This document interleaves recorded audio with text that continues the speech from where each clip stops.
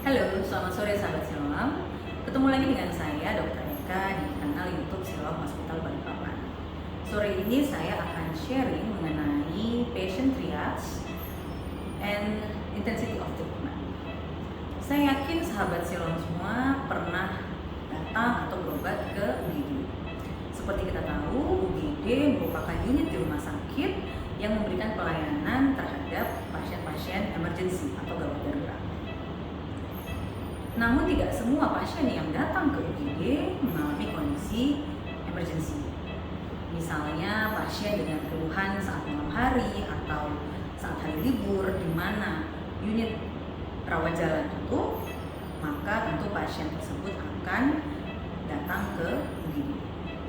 Contoh lain mungkin pasien dengan keluhan yang berat tentu akan memilih berobat ke UGD dibanding berobat ke rawat jalan. Karena itu tidak semua pasien yang datang ke UGD mengalami kondisi emergency. Oleh sebab itu, petugas di UGD, baik dokter ataupun perawat, akan melakukan triase terhadap pasien-pasien yang datang ke UGD. Apakah triase pasien ini? Triase pasien adalah suatu sistem untuk menentukan pasien mana yang diutamakan atau diprioritaskan untuk mendapatkan penanganan terlebih dahulu di UGD sesuai dengan kondisi derajat keparahan penyakitnya. Dari triase pasien ini, maka pasien-pasien tersebut akan dikelompokkan dalam beberapa kelompok seperti tampak pada layar di samping. Kita bisa lihat ada triase biru, yaitu kelompok pasien gawat darurat mengancam nyawa. Misalnya pasien-pasien kecelakaan dengan penurunan kesadaran. Kelompok kedua adalah triase merah, di mana pasien-pasien ini mengalami kondisi gawat darurat namun tidak mengancam nyawa. Misalnya pasien yang mengalami diare sudah beberapa hari disertai dengan mual muntah, nafsu makan menurun begitu ya, tetapi tanda vitalnya, tekanan darah, detak jantung masih dalam batas normal.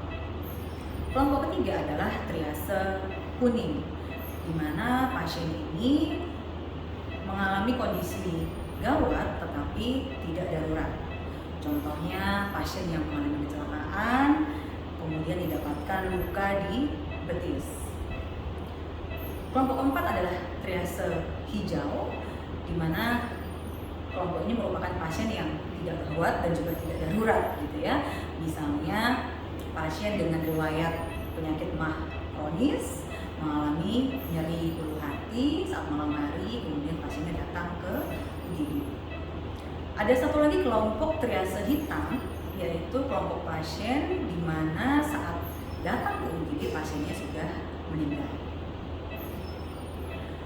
Nah, melalui kelompok inilah kita jadi mengetahui kelompok mana yang harus diprioritaskan. Tentu kelompok triase biru, kemudian merah, dilanjutkan dengan kelompok triase kuning, dan terakhir kelompok triase hijau. Untuk kelompok triase hitam, setelah pasien dinyatakan benar meninggal oleh dokter, selanjutnya akan dibawa ke ruang jenazah. Jadi tujuan dari triase ini yang pertama adalah menentukan prioritas pasien dalam mendapatkan penanganan di UGD sesuai dengan derajat keparahan kondisinya. Yang kedua, tujuan dari triase pasien adalah untuk menentukan selanjutnya pasien ini akan dirawat di mana. Kita tahu rumah sakit memiliki beberapa unit perawatan rawat inap. perawatan rawat inap ini dibagi menjadi beberapa kelompok berdasarkan intensitas perawatannya, terutama dalam terapi ataupun juga dalam hal monitoring. Unit di rumah sakit dengan intensitas tertinggi adalah ICU atau Intensive Care Unit, di mana unit ini adalah unit khusus yang diperuntukkan untuk pasien-pasien dengan gangguan tanda vital atau pasien-pasien yang mengalami sakit kritis. Kemudian setingkat di bawah ICU, seperti kita bisa lihat di layar di samping, adalah perawatan intermediate care. Setingkat di bawah ICU artinya ruang perawatan ini juga memberikan terapi ataupun monitoring yang sama seperti ICU, hanya intensitasnya tidak seintensif di ICU. Kemudian yang ketiga adalah ruang rawat inap biasa. Nah, berdasarkan triase pasien yang sudah kita lakukan tadi, tentu pasien-pasien dengan triase biru setelah mendapat penanganan di UGD biasanya akan ditransfer ke ICU untuk mendapatkan perawatan yang lebih intensif. Kemudian pasien-pasien pada kelompok triase merah, misalnya pasien diare tadi yang sudah mendapatkan terapi di UGD, terapi cairan misalnya, kemudian kondisinya lebih baik tapi masih memerlukan observasi, maka bisa dirawat di ruang intermediate care. Pasien-pasien dengan triase kuning setelah mendapatkan jahitan di betisnya gitu ya, pasien yang tadi bisa dirawat di ruang rawat inap biasa. Sementara pasien dengan triase hijau yang sudah mendapatkan obat MAH tadi ya, bisa dipulangkan dan selanjutnya menjalani perawatan rawat jalan. Saat ini, sahabat Silom, saya berada di ruang ICU Rumah Sakit Silom Hospital Balikpapan. Seperti yang sudah saya sebutkan, ICU merupakan unit khusus di rumah sakit yang diperuntukkan untuk pasien-pasien dengan gangguan tanda vital ataupun pasien-pasien dengan sakit kritis yang memerlukan terapi dan monitoring ketat.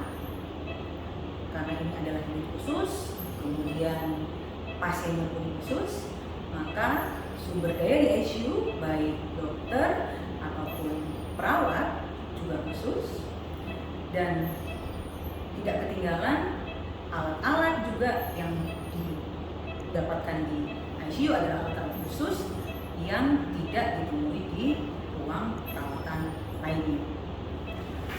Salah satu contoh alat yang ada di ruang ICU bisa dilihat di sini adalah pasien monitor. Dengan pasien monitor ini kita bisa mengetahui tanda vital pasien secara continuous dan juga real time. Kita bisa lihat di sini parameter tanda vitalnya mulai dari detak jantung atau nadi, kemudian dari saturasi. Mungkin teman-teman sahabat Silom cukup familiar dengan saturasi ya selama pandemi ini. Alat yang kita pasang di jari untuk mengetahui kecukupan oksigen dalam tubuh kita. Kemudian kita juga bisa mengevaluasi tekanan darah pasien secara continuous dan real time. Biasanya sahabat Silom kalau kita melakukan pengukuran tekanan darah pasien menggunakan manset ya yang dipasang di lengan atas, pengukuran cara tersebut paling cepat bisa dikerjakan tiap 3 atau 5 menit. Sementara untuk pasien-pasien yang kita rawat di ICU dengan kondisi yang kritis, maka kita memerlukan monitoring yang continuous, sehingga kita menggunakan arterial line, kita pasang kateter di pembuluh darah arteri, kemudian selanjutnya dihubungkan dengan monitor ini, sehingga kita bisa mengevaluasi tekanan darahnya setiap kali jantungnya berdetak atau setiap detik. Ya. Kemudian kita juga bisa melihat laju nafas dalam satu monitor. Tentu dengan monitoring yang lengkap seperti ini, maka proses evaluasi, observasi di ICU pasti lebih ketat. Alat lain yang juga kita dapatkan di ICU dan mungkin tidak kita dapatkan di unit lain adalah mesin bantu nafas atau yang biasa kita sebut ventilator. Saya yakin teman-teman juga sejak masa pandemi cukup familiar ya dengan alat ini. Jadi ini adalah ventilator yang akan memastikan memberikan nafas buatan pada pasien dengan gangguan nafas, misalnya pasien dengan problem infeksi paru, pasien dengan problem jantung, dan lain sebagainya. Bisa dilihat didapatkan sirkuit yang nantinya akan bisa tersambung ke pasien. Saya rasa sore ini sekian sharing yang bisa saya sampaikan. Sebagai kesimpulan, triase pasien kita lakukan di UGD dengan tujuan yang pertama untuk menentukan prioritas penanganan pasien di UGD, yang kedua untuk menentukan perawatan selanjutnya pasien akan mendapatkan intensitas perawatan yang seperti apa, bisa yang paling tinggi di ICU ataupun perawatan di ruang intermediate care ataupun di ruang rawat biasa. Baik sahabat Siloam, terima kasih atas waktunya. Semoga apa yang saya sampaikan sore ini bermanfaat. Sampai ketemu di episode berikutnya dan sampai jumpa. Salam sehat selalu.